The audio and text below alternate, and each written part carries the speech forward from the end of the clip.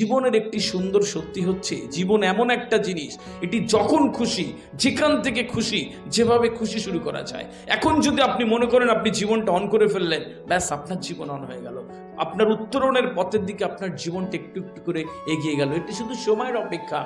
একটা সুন্দর কথা আমার বিশ্বাস করতে খুব ভালো লাগে, কি make your dreams high, it can makes you fly there. স্বপ্ন বড় রাখো, সেই স্বপ্নই তোমাকে সেখানে নিয়ে যেতে সাহায্য করবে।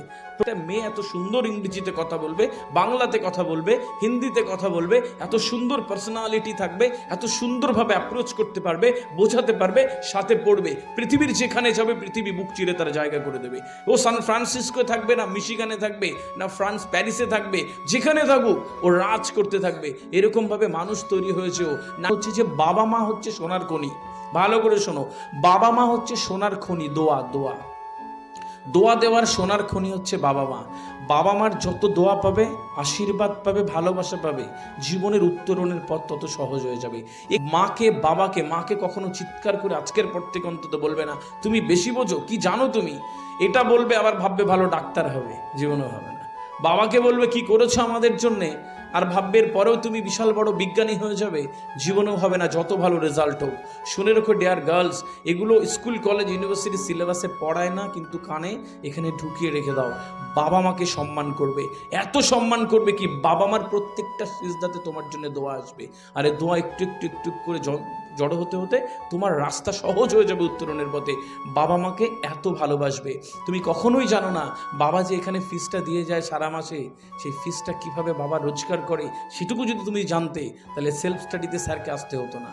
তোমার এটা বুঝতে হবে যে যদি তুমি জানতে যে মা কত কষ্ট করে থাকে, তুমি এখানে থাকো বলে মা কোনো অনুষ্ঠান বাড়ি যায় না, এখান থেকে তার খাবার নামে না, তার কষ্ট হয়, আমার মেয়ে খায় না আমি খাবো কি করে।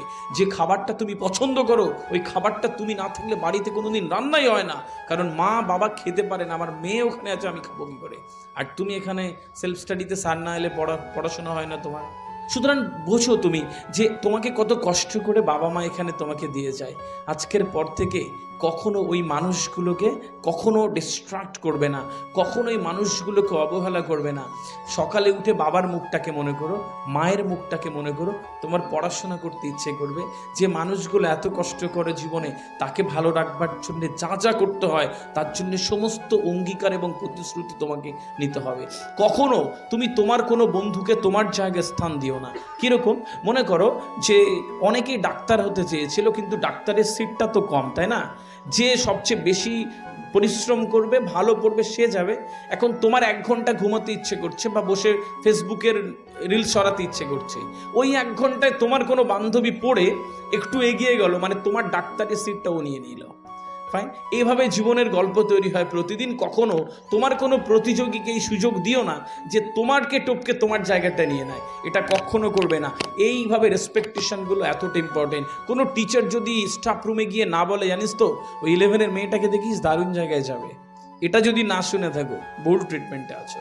কোনো ম্যাডাম যদি এরকম না বলে, ওই মেয়েটাকে দেখিস ও তো দারুণ পড়ে, ও অনেক বড় হবে, এগুলো আল্লাহ সুবহানাহু ওয়া তাআলা বলিয়ে নাই। এটা যদি কখনো না শুনে থাকো, হোল ট্রিটমেন্টে আছো।